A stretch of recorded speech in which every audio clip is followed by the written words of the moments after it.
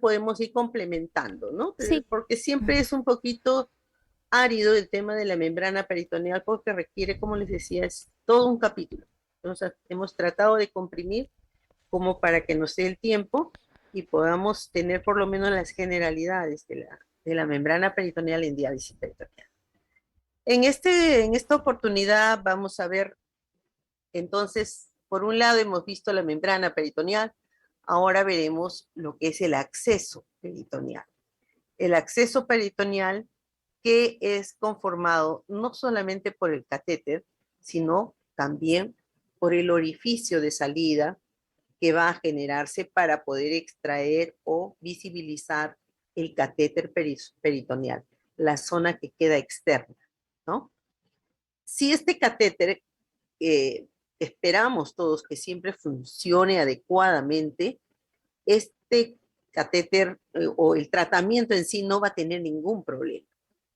Y por lo tanto vamos a estar el tiempo que querramos con esta terapia sin ningún inconveniente. Vale decir que tiene que estar bien colocado, que tiene que estar debidamente cuidado, ¿no? Y con ello aseguramos el 100% de efectividad de la terapia. El catéter peritoneal es un elemento, si bien es cierto, es extraño al cuerpo humano, ¿no? Pero es hecho de un material biocompatible, siliconado, y que de alguna manera garantiza una permanencia estable, saludable en el cuerpo del paciente. Sin embargo, siempre tenemos excepciones y vamos a encontrar algunos inconvenientes en el camino, ¿no? Que, bueno, es parte de la reacción humana porque todos no somos iguales, ¿no? Bien, entonces, antes de ello, vamos a tener, considerar algunos detalles. Por ejemplo, como les decía, el catéter es un elemento extraño. Al ser elemento extraño, externo, que va a poner en contacto a la cavidad peritoneal con el medio ambiente, va a ser fácilmente, puede ser fácilmente infectado. Puede ser también como un agente de reservorio donde se impregnen bacterias y puedan colonizarlo, ¿no? Y al afectar al catéter no solamente lo haga con él, sino también con el orificio de salida o con el túnel subcutáneo. Otra de las características o de las consideraciones es que tenemos que actuar preventivamente. La infección siempre va a estar de manera latente, ¿no? Entonces, tenemos que tener en cuenta que la prevención va a ser lo mejor para que el tratamiento vaya satisfactoriamente en el tiempo que el paciente permanezca en ella. Y la otra consideración es que las infecciones de orificio y del túnel contribuyen a la morbilidad y a la pérdida del catéter. Más o menos el 20% de las salidas o del dropout en diálisis peritoneal se deben al catéter o al orificio de salida. Entonces, es importante, es muy alto todavía y tiene que ver fundamentalmente con los cuidados. Hay factores que influyen en la aparición de estos cuadros infecciosos y que estos a su vez incidan en la supervivencia del tratamiento del catéter. Uno es el diseño del catéter. Dos es la técnica con la que ha sido insertado el catéter. Aun cuando hay algunos estudios que no lo catalogan realmente así, pero se dice que la técnica también influye. Y tres es los cuidados del catéter. Y como cuarto son los factores de riesgo del propio paciente. Eh, cada persona, cada individuo pertenece a un ambiente específico y no todos tienen arraigo con las medidas higiénico-dietéticas. Entonces, para nosotros eso es un problema, porque tenemos que prácticamente cambiar el chip en nuestros pacientes para que ellos logren interiorizar por qué es importante mantener ese cuidado extremo y cumplirlo, sobre todo, evitar el desgaste, evitar el cansancio, para que no tengamos luego problemas de infecciones que nos pongan en riesgo la permanencia del catéter. Los catéteres pueden ser rectos o pueden ser curvos. Los rectos generalmente los utilizan para los niños. Niños pequeñitos les ponen un catéter recto, que también el tamaño es apropiado para un niño, para un infante. Debe tener retenes, que son estos tacrones o manguitos que le llaman. Deben tener dos retenes.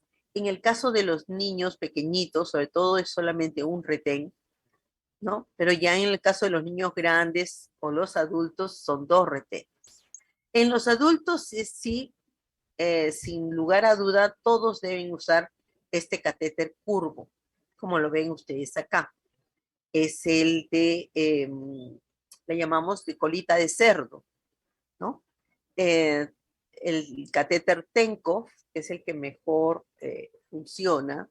Ahora hay de varios laboratorios, pero el de Quinton, todos son de Tenkov, el modelo está basado en ello, pero son diferentes laboratorios, ¿no? Eh, la particularidad es que es de material siliconado, tiene múltiples perforaciones en toda esta zona curva, tiene luego sus dacrones, son dos dacrones, uno que va a ir adherido al peritoneo y otro que va a ir en el tejido subcutáneo del abdomen a 2 centímetros del orificio de salida. Tiene además una banda radioopaca que va a servirnos cuando tengamos que hacer un control de ubicación del catéter. A través de una radiografía vamos a poder visualizar.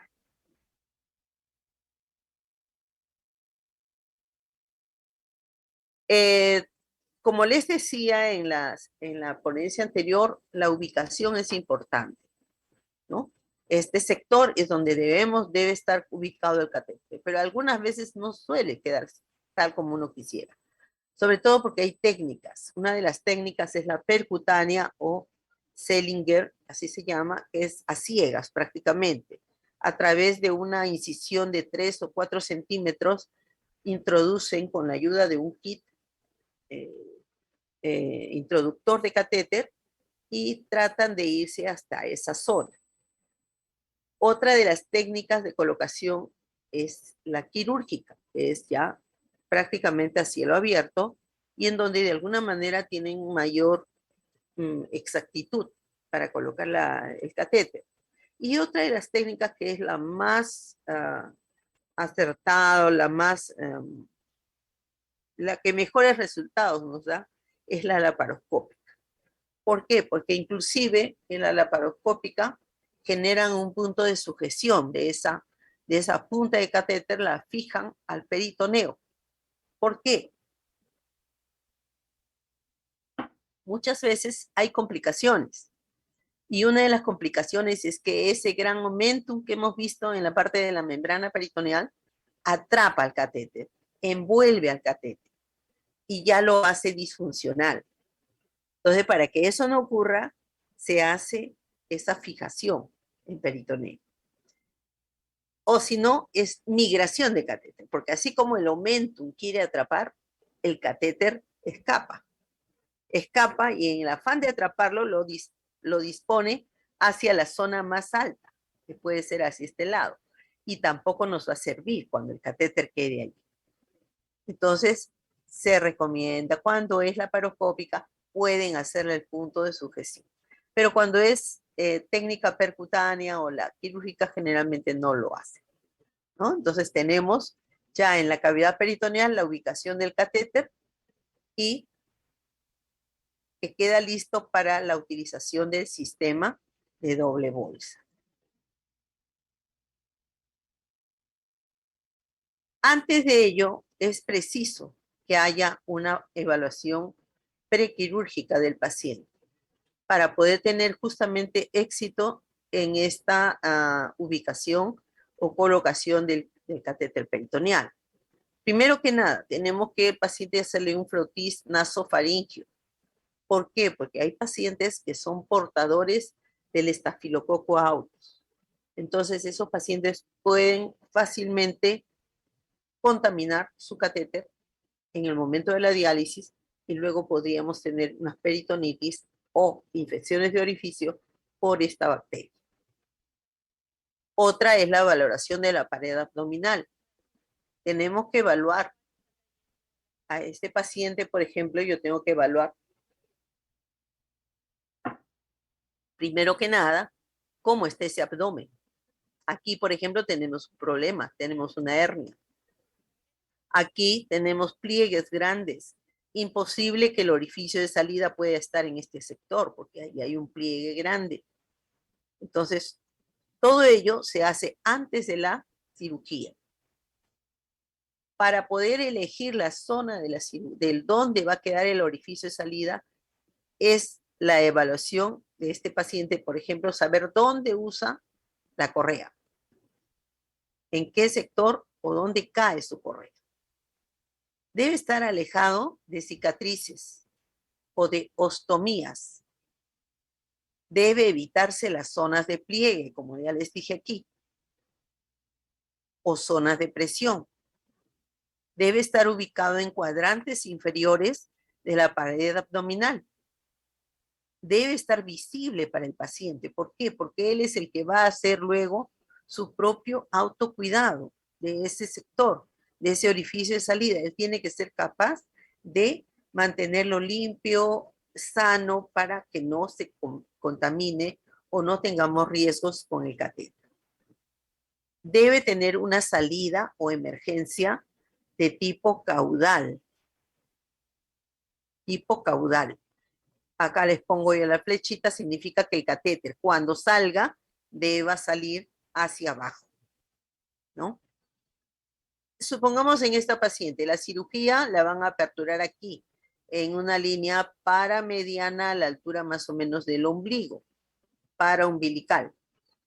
Hacen un corte de 3 o 4 centímetros, a través de él van a introducir el catéter hasta donde queremos llegar, que es fondo de saco de Douglas. Luego, el extremo distal del catéter, el que va a quedar afuera, exteriorizado, se va a tener que ubicar en debajo de esta zona, o sea, en el celular subcutáneo. Debe pasar de manera curva hasta salir por este orificio.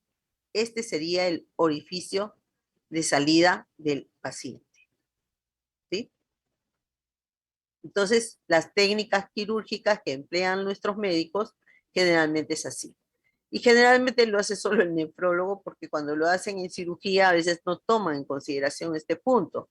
Y cuando viene el paciente de cirugía generalmente viene con el orificio o con el túnel subcutáneo directamente, de aquí para acá, en línea recta. No le hacen la curva.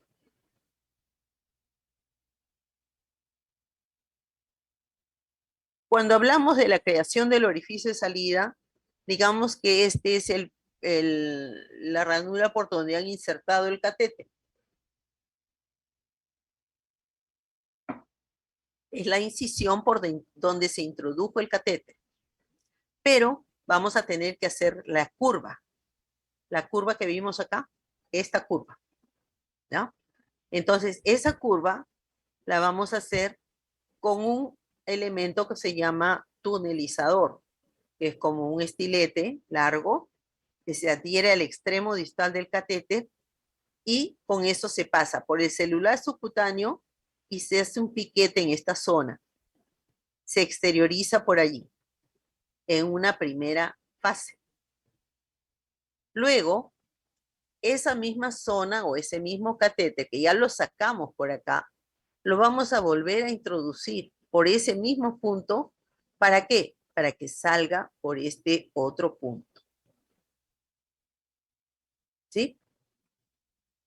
ya lo estamos pasando nuevamente y se va a jalar simplemente de este tunelizador para exteriorizar totalmente el catéter. ¿Qué ocurre ahí? Mientras se hace todo ese procedimiento, está habiendo ruptura de tejidos, ¿no? Hay capilares que se rompen del celular subcutáneo, obviamente. Esto va a producir muchos coágulos, los que se van a ir reabsorbiendo parcialmente y luego van a ser eliminados hacia el exterior paulatinamente. A continuación se va a formar como una costra por debajo de todo este tejido y se va a ir formando tejido de granulación, cuyos fibroblastos van a desarrollar una capa importante de colágeno. Eso es lo que va a pasar con el túnel subcutáneo. Con el túnel subcutáneo y finalmente, cuando ya el orificio o el catéter ha salido por el orificio simplemente se va a tomar su tiempo para cicatrizar. Entonces, en esta fase de cicatrización, importante los cuidados que nosotros debemos dar. La responsabilidad, siendo un tratamiento ambulatorio, la responsabilidad es conjunta. Tanto paciente como enfermero van a fusionar esfuerzos para mantener ese orificio de salida en perfectas condiciones. Va a depender mucho del tipo de cuidado que le demos y la frecuencia con la que se cuide. Normalmente nosotros les decimos, debe atender el orificio de salida todos los días, así como se lava la cara, se lava los ojos, se lava la nariz, en fin, igualito va a tener que hacer con el orificio de salida. Pero hay muchos pacientes que no lo toman así y simplemente no le dan el cuidado respectivo y se pueden quedar una semana con el orificio cubierto, sin tocar, y luego tenemos complicaciones, porque ese orificio se va a ir alterando, ¿no? Va a ir alterando sus tejidos.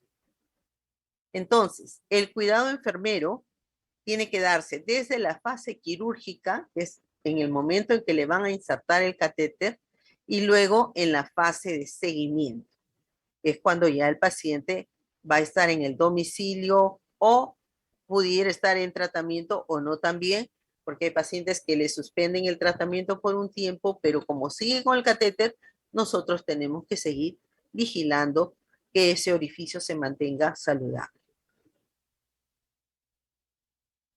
Durante el implante de catéter, los cuidados enfermeros son específicos, pero son importantes, ¿no? Por ejemplo, el remojar en cloruro de sodio los retenes. Los retenes son tejidos de Dacron, ¿no? Tejidos de Dacron que ya lo hemos visto en la configuración del catéter y que tienen una finalidad. Estos tejidos son de Dacron y al insertarse o al entrar en contacto con el tejido, lo que va a pasar con ellos es que se van a fibrosar. Se van a fibrosar y una de los cuidados que hacemos es de remojar bien esos retenes en cloruro de sodio, justamente para facilitar esa fibrosis posteriormente, tanto en la zona de peritoneo, que es donde se va a insertar el primer retén, como en la zona adyacente al orificio de salida. Otro de los cuidados o recomendaciones es que no se le ponga puntos al orificio de salida. Sin embargo, han habido ocasiones en donde se ha tenido que hacer, forzosamente porque hemos encontrado un vasito muy importante que empezaba a sangrar y no había forma de cohibir ese sangrado. Entonces, se le ha tenido que poner puntos, pero idealmente no debe ponerse. Otro de los cuidados que al momento de hacer la curación se debe cubrir la herida por un lado de manera independiente y el orificio de salida por otro lado con otro grupo de gasas para que no tengan comunicación. Otro de los cuidados es heparinizar el catéter. Ese catéter va a quedar sin uso todavía, pero como ha habido sangrado tanto al interior como al exterior de la zona peritoneal, entonces lo más probable, por la acción eh, de, eh, de acciones o reacción que tiene la membrana peritoneal frente al sangrado, se van a formar como coágulos o como fibrinas. Entonces existe un riesgo y el riesgo es que nos tape esas micro perforaciones que tiene en su terminal el catéter, se podrían ir tapando con esos pequeños coágulos. Entonces es importante es dejar heparinizado el catéter. Y lo otro es inmovilizarlo con un vendaje quirúrgico hasta después de 4 o 5 días, que es en la fecha que se apertura nuevamente. Después del implante, importante que toda manipulación que se haga con el catéter tiene que ser en condiciones de asepsia rigurosa. El paciente no tiene permitido realizar baños de inmersión, no debe desprenderse las costras que se originen, debe haber una buena fijación para evitar microtraumas, que porque se jaló, porque se colgó, en fin, no debe haber microtraumas y debe tomarse previamente, antes de utilizarse el catéter, la presión intraperitoneal. Este dato también es importante porque nos va a dar una idea de qué volumen o con qué volumen es que vamos a comenzar el tratamiento peritoneal, justamente para evitar que haya presiones que pudiéramos tener liberación de tejido, sobre todo si es un paciente que está desnutrido. Y la vigilancia del orificio de salida permanentemente. Esta es la técnica de la presión intraperitoneal que se realiza generalmente a los 15 días de haber colocado el catéter, ¿no? Se conecta a unas bolsas de solución, se infunde aproximadamente 1,5 litros y con ellos que tomamos la medida de la presión, pedimos al paciente que tome aire y medimos hasta dónde sube por la línea el líquido de diálisis. Y le pedimos luego que elimine el aire y este va a bajar. Marcamos esas dos cantidades y luego sacamos la mitad de la sumatoria. Entonces, el resultado idealmente debería estar fluctuando entre 5 y 15 centímetros de agua. Nosotros hemos trabajado hasta con 18 centímetros de agua y todo ha transcurrido felizmente sin ningún problema. Durante la cicatrización, los cuidados del orificio se manejan más o menos esta cicatrización absoluta puede darse entre 6 y 8 semanas de haber sido creado. En ese caso, nosotros vamos a tener que entrenar al paciente en su propio autocuidado, cómo debe hacer el cuidado del orificio de salida. El entrenamiento tiene que ser totalmente individualizado. Evaluar la evaluación y el cuidado de enfermería debe ser una vez por mes. Entonces se debe utilizar mascarillas y sobre todo que debe haber un lavado de manos antes de manipular el orificio de salida. Recomendamos para la higiene del orificio de salida agua hervida fría o solución salina con un jabón germicida, que puede ser la clorhexidina o cualquier otro jabón germicida que puedan encontrar en el mercado. Recomendamos la inmovilización del catéter y sobre todo la rotación del catéter, que a veces el paciente suele ponerlo siempre en determinada ubicación y eso también hace de que se vaya formando o vaya tomando una memoria de ubicación del catéter. Como queremos que siempre esté lo más caudal posible, hacemos que siempre se migre la ubicación del catéter para que no se lateralice totalmente. Recomendamos en todo momento el uso de interior de algodón. Nuestros pacientes tienen muy poca costumbre de utilizar ropa interior de algodón o generalmente usan ropa acrílica y eso tampoco es bueno porque hace que transpiren mucho y cuando hay exceso de transpiración, el tejido del orificio que está cubierto generalmente se puede macerar. Uso de prendas sueltas, sobre todo evitar la zona de correas que puedan caer o recaer en la zona de orificio de salida, o cinturón del pantalón, o cosas muy ajustadas. Entonces, recomendamos, sobre todo cuando el problema es de correas, que recurren a los tirantes, en el caso de los varones. En el caso de las mujeres, de preferencia que si van a usar pantalones, que pueden ser esos semidescaderados para que no coincida con el piso de salida. Entonces, esta es una forma de enseñar al paciente su propio cuidado de orificio de salida. Tiene que ser individualizado. El paciente va a iniciar el cuidado desde la cicatrización del orificio delante. Todavía nosotros hacemos cargo.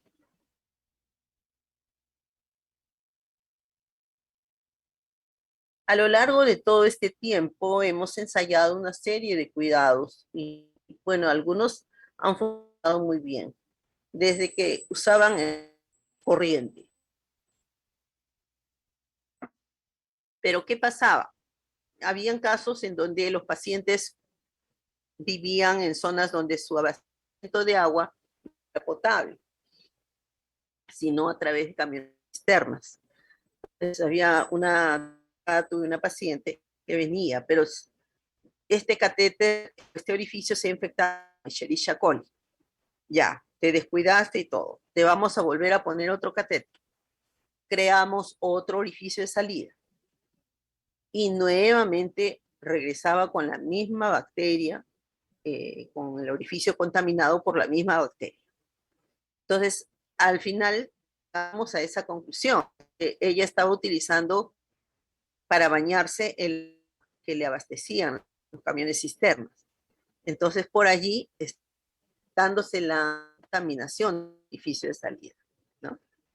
Pudiera ser también eso. Entonces, pasamos nosotros con ese tipo de pacientes o en general para decirles que deben usar agua hervida fría. Algún otro paciente sugería, no, mejor yo puedo comprarme la botella, el agua embotellada y me dura para 2 días, 3 días. Ya, perfecto. Puede hacerlo con agua embotellada, agua filtrada. Pero luego ya empezamos con las soluciones salinas y eso ya lo hacemos nosotros en el servicio con cloruro de sodio y nos va muy bien con ello. Pero cuando el paciente quiere hacerlo, generalmente no va a encontrar solución salina, por lo menos en tamaños pequeños, en la farmacia. Entonces, no, ahí era a partir de 1 litro. Pero ellos lo pueden hacer de manera casera, ¿no? Entonces, en un medio vaso de agua, una cucharita de sal y con esa agüita, agua filtrada obviamente, con esa agüita se pueden lavar. Entonces, ¿en qué nos ayuda eso? Nos ayuda sobre todo en aquellos orificios de salida que todavía no han terminado de epitelizar, que todavía les están con alguna zona libre de tejido fijo o firme, entonces nos ayudan a sellar y por otro lado a alejar de alguna manera la posibilidad de que haya mayor contaminación. También se ha recomendado el uso de soluciones antisépticas, por ejemplo, las soluciones yodadas, la yodopovidona en espuma o la yodopovidona en solución. Cuando han habido esos casos, lo han hecho, pero por corto tiempo, mientras estuvo el paciente con el orificio en riesgo. El uso de parches, como son, por ejemplo, el Tegader, también lo hemos ensayado y nos ha ido muy bien, sobre todo en aquellos pacientes que tienen el orificio muy umbilicado, porque para ellos es muy difícil llegar al punto del orificio y lavarlo bien. Entonces, son generalmente los que más se nos están contaminando. Y con ellos tenemos que hacer un trato especial y llevarlos al servicio para hacerles la curación y colocar un parche de apósito transparente semipermeable. Y con eso se mantienen bien, por lo menos hasta una semana y se mantienen bien. Solo que no recomendamos mucho en el verano, porque en el verano sí hay la tendencia a transpirar más y no nos resulta mucho, muy efectivos. También existe la posibilidad de uso de antibióticos de aplicación local, por ejemplo, la gentamicina o en gotas oftálmicas, ¿no? Pero tampoco podemos hacer un uso o abuso de esos productos porque luego podemos tener ya no necesariamente infección por una bacteria gran negativa o gran positiva, sino por hongos. Entonces, todo con mesura y siempre con vigilancia médica o con vigilancia nuestra. Esos pacientes a veces tienden a hacer su propio autocuidado, tomar sus propias decisiones al respecto, pero por lo menos nosotros insistimos allí y tratamos de que ellos estén permanentemente en contacto y comunicación con nosotros a fin de poder sugerir o evaluar el orificio antes de que tomen una decisión. Entonces, el cuidado de enfermería en estos aspectos es la valoración del orificio, darle el cuidado que corresponda de acuerdo a la valoración y hacer un seguimiento. No nos podemos conformar con decir, hoy día encontré este orificio que tiene un riesgo de contaminación y luego olvidarme el asunto. No, tengo que hacer un seguimiento y tengo que hacer mi plan de seguimiento, mi plan de cuidados. Sabemos que una detección temprana de las complicaciones nos va a ayudar a salvar ese catéter, ¿no? Entonces nuestra intervención tiene que tener corte preventivo. Para la valoración nosotros nos apoyamos en la clasificación de orificios según Twardowski. Twardowski hizo un estudio en mucho tiempo observando ciertas características evolutivas del orificio de salida y basado en ello clasificó hasta 7 tipos de orificios de salida. Vamos a ver que está el orificio de salida perfecto, que es el que tiene ningún problema. No tiene secreción, tiene un epitelio completo, no le duele, no hay reacción eritematosa, entonces está perfecto. O un orificio de salida bueno, donde encontramos que le falta ligeramente un poquito de epitelio todavía o que tiene un poquito de costra, pero no hay secreción y no hay dolor, y no hay eritema. Luego viene el tejido o el orificio equívoco, que no es ni infectado ni tampoco bueno. Entonces, puede tener esta característica, puede haber un poquito de secreción, puede haber un poco de tejido de granulación, pero lo más importante es que no haya dolor. A pesar de las características, puede no haber dolor.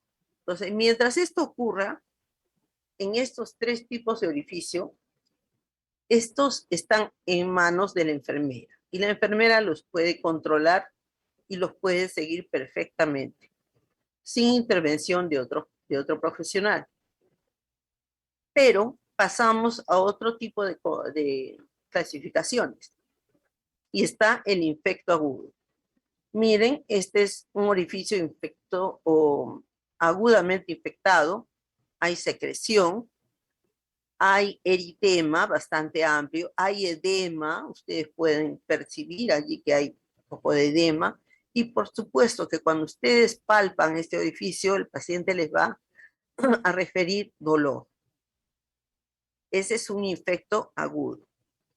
O puede haber otro orificio de salida que igual tiene secreción, ya no tiene eritema, pero está sin epitelio.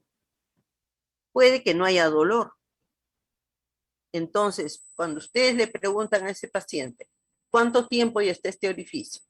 Y al sacar la cuenta, ustedes notan que tiene más de 4 semanas, lo más probable es que este orificio primero fue así y luego se tornó de esta manera.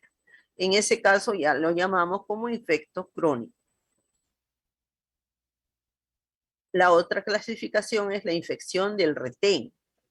¿Qué quiere decir? Que ese dacrón que se dejó más o menos 2 centímetros dentro del celular subcutáneo aflora, sale. ¿Por qué? Porque se infectó. Al infectarse, la bacteria coloniza ese retén. Por más de que le demos al paciente antibióticos, le demos tratamientos específicos, no vamos a mejorar esto. ¿Por qué? Porque esto no es el organismo del paciente. Esto es un dacrón, es un cuerpo extraño. Entonces, ¿qué tenemos que hacer? Es exteriorizarlo y retirar ese dacrón. Ese dacrón lo rasuramos o lo pelamos, pero no puede quedarse allí, porque esa infección nunca va a ceder. Y la otra clasificación es el traumático, que puede ser por un jalón, por un golpe o por una quemadura, como en este caso la paciente quiso ella misma cauterizarse y no pudo ser prestada para hacerlo. Simplemente quemó la piel, ¿no? Entonces, esto fue una iatrogenia ocasionado por el mismo paciente, que por no venir a hacerse la atención, lo quiso hacer en su casa y tuvimos estas consecuencias, ¿no? Pero en algunos casos es porque se jaló, ¿no? Que yo estaba y de pronto jalé, se enganchó algo en mi catéter y me jalé, ya, sangró. O por golpe, ¿no? Entonces, esos son los traumáticos. En cualquiera de estos casos, la intervención es conjunta. Ahí ya tiene que intervenir el médico, que todos van a necesitar tratamiento médico, antibiótico. Pero la enfermera siempre va a intervenir porque ella es la que va a tener que estar haciendo las curaciones seriadas.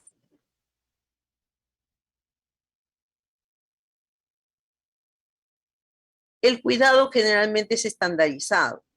El objetivo es simplemente conseguir que la evolución sea satisfactoria y que dure todo el proceso de cicatrización sin inconvenientes, ¿no? Asimismo, nos sirve para detectar y controlar oportunamente cualquier aparición de complicación.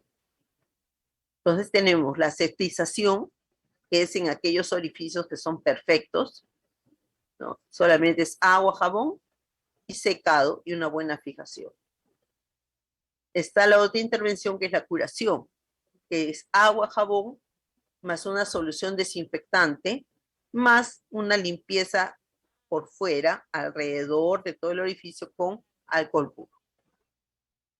O también cauterización, cuando encontramos un orificio que tiene un granuloma muy exuberante y tenemos que ir quemando ese tejido para que pueda reducirse y dejarlo ya en condiciones adecuadas ese orificio.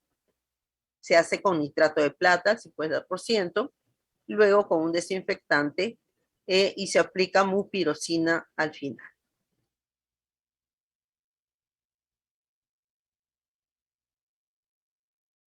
La clorexidina en estos momentos es lo que más utilizamos. Muchos pacientes, inclusive ellos mismos se compran y ya tienen por costumbre el utilizar, ¿no?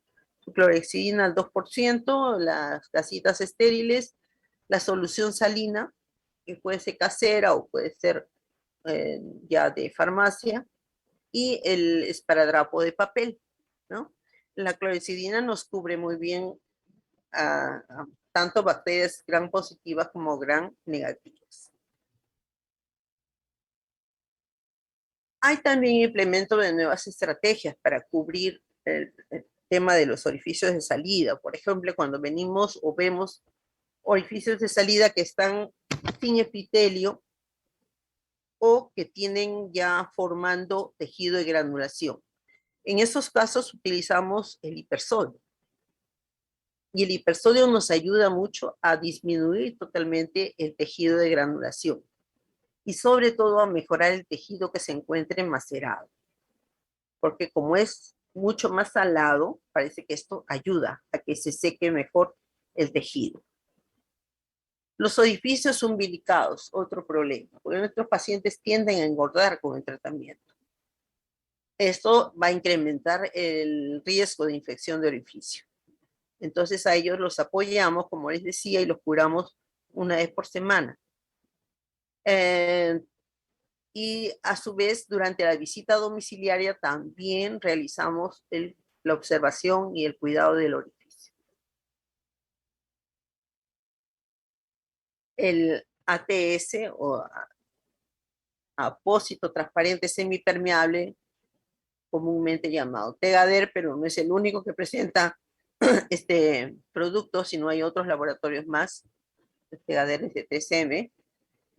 Esto se aplica a aquellos pacientes que tienen este abdomen muy voluminoso o que tienen el orificio umbilicado, pacientes que no cuentan con mucho apoyo social, ¿no? Que no tienen personas que lo cuiden, sobre todo pacientes mayores y que no les están dando el cuidado apropiado, o pacientes cuyos orificios de salida están demasiado umbilicados, ¿no?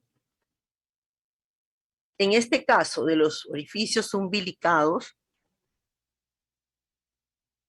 por ejemplo, este es un casito, vienen estas condiciones.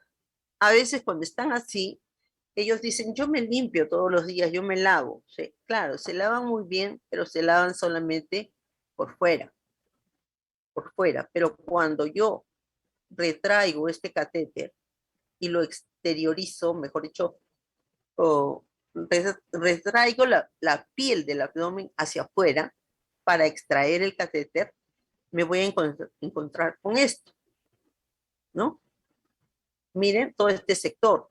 Y todo este sector está con secreción, con detritus, con piel muerta, con la secreción propia del orificio que puede haber salido un poco. Entonces, eso es caldo de cultivo para las bacterias, sobre todo de la piel, ¿no? Y podemos entrar en problemas ya de infección. Nosotros en el servicio hacemos esto, traemos la piel, exteriorizamos bien el orificio y hacemos un lavado prolijo de esa zona y un secado, ¿no? Y tenemos, fíjense ustedes, 12 milímetros prácticamente que están introducidos dentro de la barriguita, que el paciente no lo ve ni lo va a poder ver. En algunos casos vemos que el paciente utilice un hisopo. Les hemos enseñado más o menos a utilizar un hisopo para poder introducir y limpiar ese sector con una gasita limpia y con el agua, con el jabón utilizar. Algunos pacientes pueden hacer, otros que no, definitivamente los tenemos fuera. Entonces, hay factores que influyen y que facilitan la infección del acceso peritoneal. Estos factores, la fibrosis. No formó una fibrosis con los genes, vamos a tener esos problemas. Y esto generalmente ocurre en pacientes eh, desnutridos, ¿no? No tienen la facilidad de formar o regenerar tejido alrededor de la tronco. Por lo tanto, esa barrera es bastante pobre. Tipo de microorganismos. Hábitos del paciente. No está lavándose bien las manos, no se recorta las uñas, no se ha cambiado de ropa de interior. En fin, hay varios factores que afectan allí en cuanto a microorganismos, sobre todo cuando no hay una buena higiene de manos. Cuando ocurren estos problemas, generalmente yo les digo, ya vamos a ver qué tipo de bacteria ha ocasionado esto. Lo que esperábamos de repente es que nos den cualquier tipo de bacteria de la zona de piel. Puede ser un Staphyloepidermidis, por ejemplo. Pero cuando nos llega el resultado del laboratorio y encontramos Escherichia coli, Enterobacter, esas ya no son bacterias de la piel. ¿Cómo así llegó a ese sector? Lo probable es que sea por enema. Entonces, todo les explica a los pacientes para que lo entiendan así. No es que los queremos molestar, esto es la realidad. Acá están los resultados. Otro factor que contribuye también a las infecciones es la salida del catéter, la emergencia. Les expliqué que era de preferencia de tipo caudal, pero a veces no llegan a hacerse así las emergencias de catéter y por el contrario, son lateralizados. Al ser lateralizados, bueno, es fácilmente si ellos se bañan, en fin, todo cae por gravedad. Entonces, por gravedad se va acumulando como en un saquito los detritus de la piel, restos de jabón, y todo se forma como una masita ahí en la zona del seno del catéter, donde descansa el catéter, y eso es lo que va armando el caldo de cultivo para la infección. La epitelización del orificio. Cuanto mejor epitelizado esté ese orificio, no va a tener problemas. Pero el asunto es que se puede alterar el epitelio. Paciente diabético, desnutrido, o pacientes que no estén haciendo la limpieza o higiene adecuada de todos los días o no lo mantengan seco. Número de retenes. Normalmente son 2 retenes los que ponemos, ¿cierto? Tal como les enseñé el catéter. Pero hay ocasiones en donde si por A o B uno de los retenes se salió, ya ese catéter solo queda con un retén. Entonces, más fácil que la bacteria crece, porque de alguna manera el retén, al rozarse, nos forma una barrera para que no ingresen bacterias. Pero cuando ya no esté esa barrera, va a ser fácil de que ingresen bacterias. Traumatismos locales, igual, como ya les decía, o se calaron, o durmiendo, algunos pacientes que dializan por la noche con máquina, se voltean de un lado al otro lado, entonces ahí es donde se jalan. Son traumas sufriendo ese orificio y la reacción que va a tener va a ser de empezar con tejido de gránulo. Hábitos de higiene, que es lo común, lo común. No se hizo la higiene diario, no me hice la higiene diario. Está bien, no me molesto si no se baña, pero tiene que lavar o limpiar el orificio de salida. Eso no puede pasar por alto. Entonces, es así como tenemos que ir insistiendo con ellos, sobre todo en aquellos que no tienen arraigo, ¿no? Y sean portadores nasales, sobre todo el estafilococo aureus. Se infectó, encontramos estafilo aureus en el orificio y lo más probable es que el paciente sea portador. Entonces, tenemos que darle tratamiento y darle un pirocin para que se aplique al orificio de salida como medida profiláctica. Entonces, ¿qué nos recomendamos a nuestros pacientes? Que evitemos estos contratiempos, evitemos que formen parte del 20% de salidas de la terapia. Primero, mantener una buena higiene corporal. Ducha diaria, yo sé que todos no se duchan diariamente, pero procuren hacerlo lo más continuo posible y sobre todo el orificio de salida. Eso sí, todos los días. Higiene y corte de uñas, importante. La higiene del orificio debe ser con agua hervida fría, es lo más genérico, el que puede se compra su agua filtrada. Con un jabón germicida que sea de uso exclusivo, no que sea el uso del jabón que usa toda la familia, sino uso exclusivo del paciente. Uso obligatorio de mascarilla durante la higiene del orificio. Debe hacerse su control de secreción nasofaríngea cada 6 meses. Uso de ropa interior de algodón. Puede ser un polo, puede ser un BBB, pero debe cubrir la zona de catéter y sobre él debe ir la truza. Hay pacientes también, en algunos casos yo encuentro la línea prolongadora que está bien metida en la truza. Entonces, no, porque de allí para abajo ya todo es contaminado. Así lo consideramos nosotros. Evitar el uso de correas o pantalones jeans que presionen el orificio de salida. Ese es otro tema que, sobre todo con los pacientes jóvenes, tenemos que estar siempre vigilantes. Examinar el orificio de salida todos los días. En la fase de entrenamiento, a ellos les enseñamos a utilizar un espejo de aumento. que lo ubiquen sobre su mesa y ellos estando de pie se pueden ver, se pueden visualizar el orificio de salida y acudir de inmediato si es que encuentran alguna característica inusual.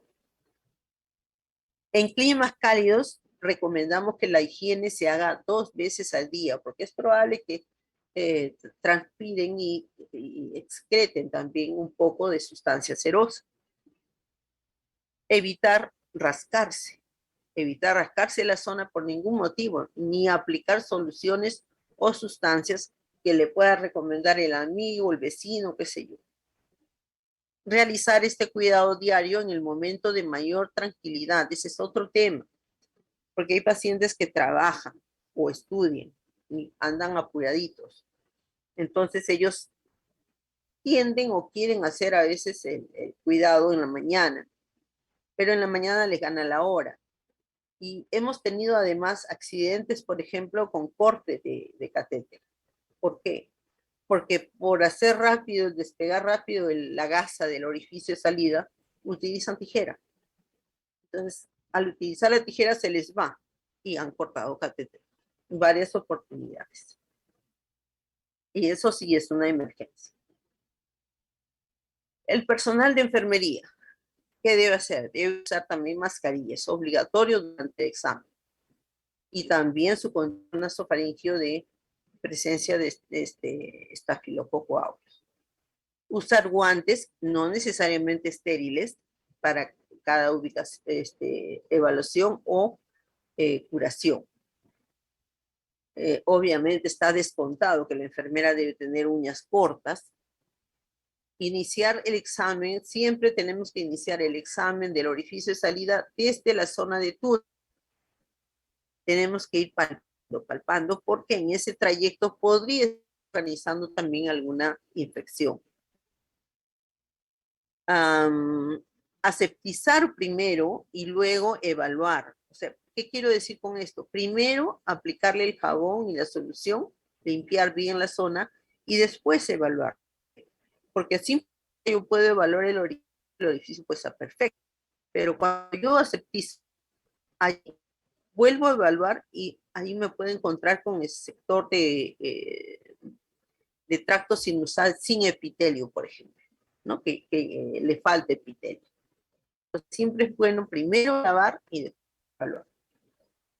En el caso de orificios que sean equívocos, con mucho exudado, hay que repetir el cuidado una vez más, en un horario diferente, para ver qué pasó. Porque si esto se repite y sigue con la abundante salida de exudado, estaríamos ya necesitando tomar una muestra. Si observamos que este exudado es purulento, no lavamos. Primero tomamos la muestra para cultivo. Fijamos y rotamos la posición del catéter para evitar fricciones constantes, porque estos van a contribuir a la aparición de granulomas.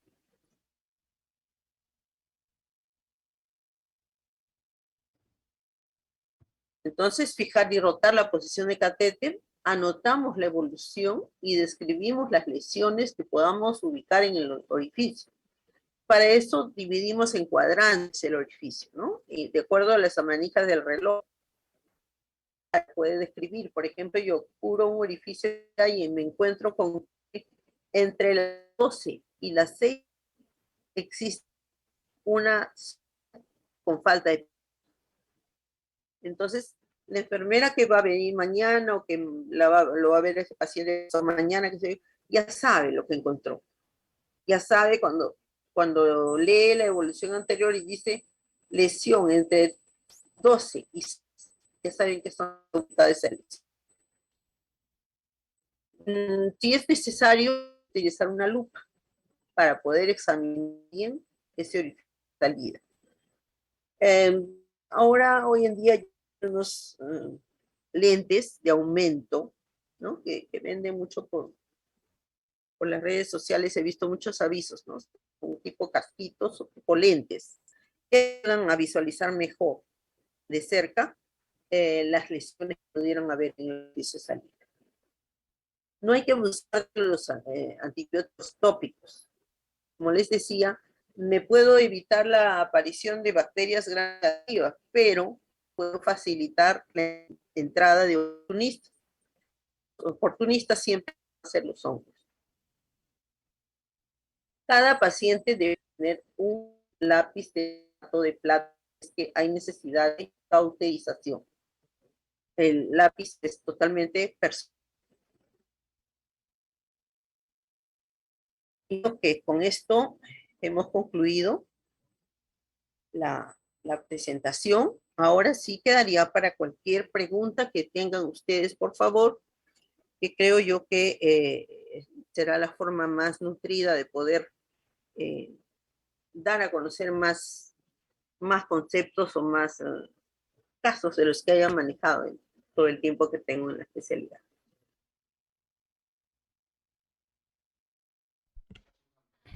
Bien, muchas gracias, licenciada.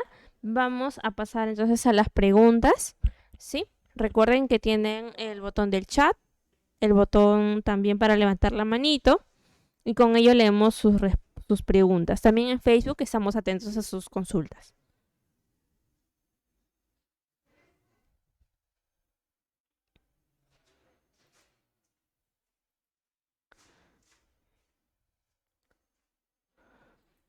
Tenemos una manito levantada, licenciada Rosario. Adelante, por favor, licenciada Cairel, la escuchamos. Licenciada Rosario, felicitaciones por la ponencia. Maravillada Gracias. por toda la forma en que usted ha simplificado lo que necesitamos saber sobre diálisis. Mi pregunta va cuando el paciente, usted habló que habían factores de riesgo donde se desprenden el catéter. Cuando se desprende el catéter, el paciente tiene sangrado y es programado inmediatamente a una nueva intervención. A ver, yo les hablé del corte del catéter. Sí, del corte Ya, del a catéter. eso te refieres, sí. Inclusive en alguna oportunidad el corte fue tan eh, pegadito al orificio de salida que no me dio mucho espacio como para poder salvarlo, porque en estos casos lo que tenemos que hacer es eliminar el catéter que está cortado y colocarle un adaptador en el siguiente tramo, pero como estaba tan pegado al orificio de salida, que no me dejaba ver, venía a ser como un piercing, parecía un piercing después del el adaptador de titanio. Entonces, sí, ocurre. Esa vez ocurrió con una paciente, nunca pudimos saber cómo fue o qué pasó. Y lo que pasa en esos casos es que tenemos que reintervenir de emergencia.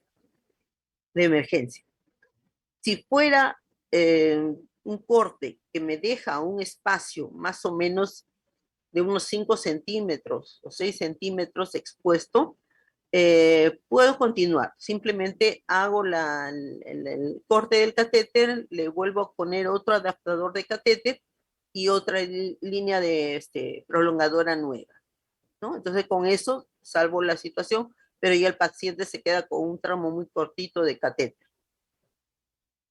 Y el Pero si paciente, esa es, perdón. perdón, ¿y el paciente cuánto tiempo espera para que le solucionen el problema? Ya, por eso, si es una emergencia de inmediato. Ahora, ¿esto qué implica? El volverle a colocar el catéter de inmediato implica que el paciente tiene que pasar temporalmente hemodiálisis, porque no podemos Mm, utilizar el peritoneo recién intervenido. Pero hay mm, casos, ahora tenemos ya las facilidades con las cicladoras. Hay casos en donde sí podríamos reiniciar el tratamiento de inmediato, dejamos un día máximo de reposo y luego reiniciamos, pero reiniciamos ya con cicladora y con volúmenes bajitos y con el paciente totalmente echado en cama. mm. Ay, ya, licenciada, muchísimas gracias. Gracias. Ok, Muy bien, muchas gracias, licenciada, por su participación. Tenemos una pregunta más en el chat de parte de Esmeralda Sanabria. ¿Cómo sugiere la preparación de la solución salina casera? ya. En estos casos les decimos que en un vasito con agua, que pongan a hervir o agua hervida fría, disuelvan una cucharita de sal. Una cucharita de sal. Yo de preferencia les digo mejor hiervan junto con la sal el agua. Y de tal forma que les quede en un vasito, ¿no? O sea, ponen un vasito y una cucharita de sal y eso lo dejan hervir y ya lo tienen en un frasquito limpio para que se laven durante el día. Está bien, muchas gracias entonces, licenciada, también por su pregunta, licenciada Esmeralda. Por favor, me comunican si por Facebook hay preguntas, por favor. Cabrera, muchas gracias por los saludos desde tal. No. Ok, no hay más preguntas por Facebook. Esperamos unos segundos más para ver si hay por chat o si alguien se anima a participar levantando la manito. Ok.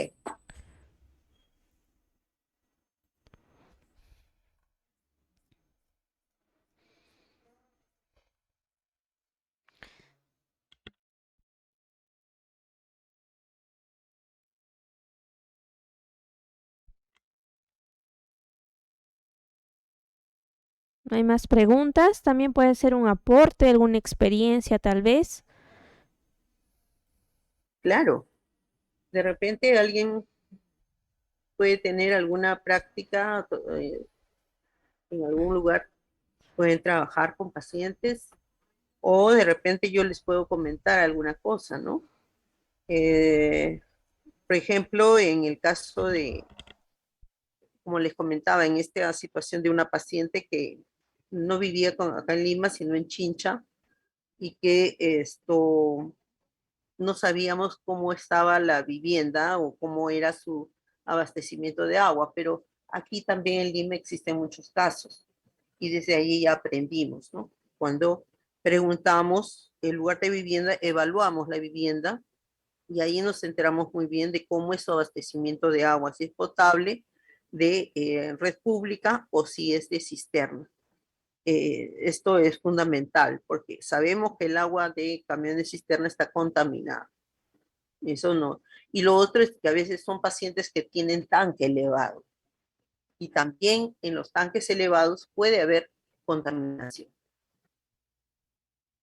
Entonces, siendo así, la parte educativa para la familia y para con el paciente es importante para que se pueda cuidar bien el acceso peritoneal.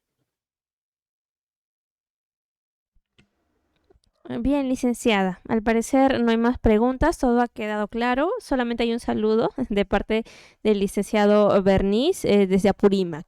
Ah, qué bien. Muchas gracias. Muy bien. Entonces, si no hay más preguntas, aquí tenemos una más. Vamos con una más. Muy buenas tardes, Magíster Rosario. Les saludo desde Amazonas. Felicitaciones por su exposición. Una pregunta. ¿Solo se puede usar nitrato de plata u otra crema tópica? Bien, a ver, recapitulando, el nitrato de plata es para los casos de granulomas. No sé si recuerdan en la vista, en las presentaciones, hay en el orificio equívoco, zona que sobresale el orificio.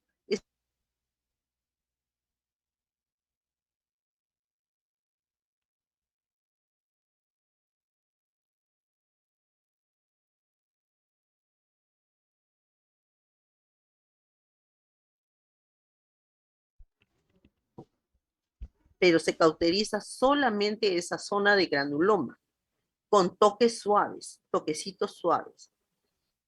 Pero hay otra forma también de hacerlo, que es con el hipersodio. Si no tengo el lápiz de nitrato de plata, puedo utilizar el hipersodio. Aplico después de la aseptización, después de la curación, aplico un chorro de hipersodio en la misma zona, directo a la zona, y lo dejo allí un minutito por lo menos.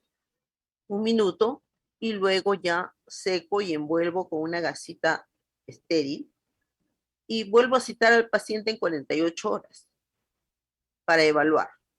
Y si es necesario, vuelvo a aplicar nitrato, el hipersodio. Cremas no hay para cauterización, solamente estamos usando el nitrato de plata o el hipersodio. Muy bien, muchas gracias. Tenemos una pregunta de parte de Mónica Sánchez. Muy buenas tardes. ¿Qué sabe en cuanto a la violeta de genciana? Gracias. Ujú. La violeta de genciana en algún momento, en algún estudio lo propusieron para poder,